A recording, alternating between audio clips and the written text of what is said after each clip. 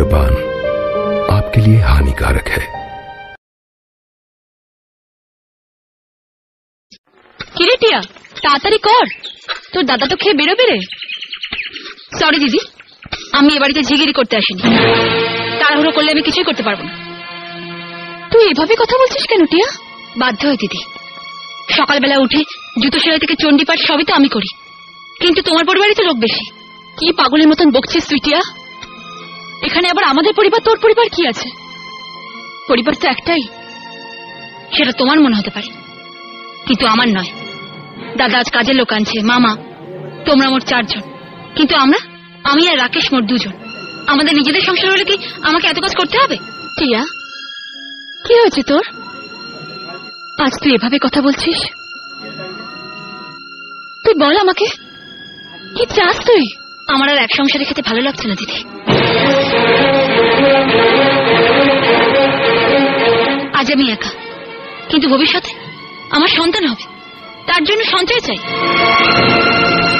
রাকেশ যে রোজগার করে তার পুরোটাই দাদার হাতে তুলে দেয়। একবার ভাবো, আমাদের তো একটা ভবিষ্যৎ আছে।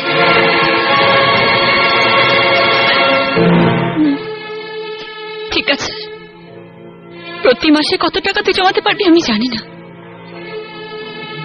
কিন্তু তোর মনে যে কালো কালিমা জমে গেছে তা আমি হলফ করে বলতে পারি।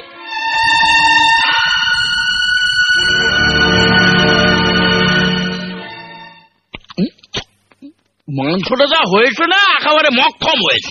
আরেকটা দেবো মামা? খাবার ব্যাপারে আমার না নেই, জানিস অঞ্জলি, ইয়ং বয়সে না একটা গোটা পাঠা একাই খেয়ে নিতে হয়। 2 ভাগনার ঘাড়ে বসে খাচ্ছ, লজ্জা করে না? ভালো খেতে হলে রোজগার করতে হয়। কত টাকা দাও সংসারে? কোনদিন বাজার করেছো? শুধু খাই আর খাই। এসব কি কথা বলছিস তুই? না অঞ্জলি, এ ঠিক কথাই বলেছে।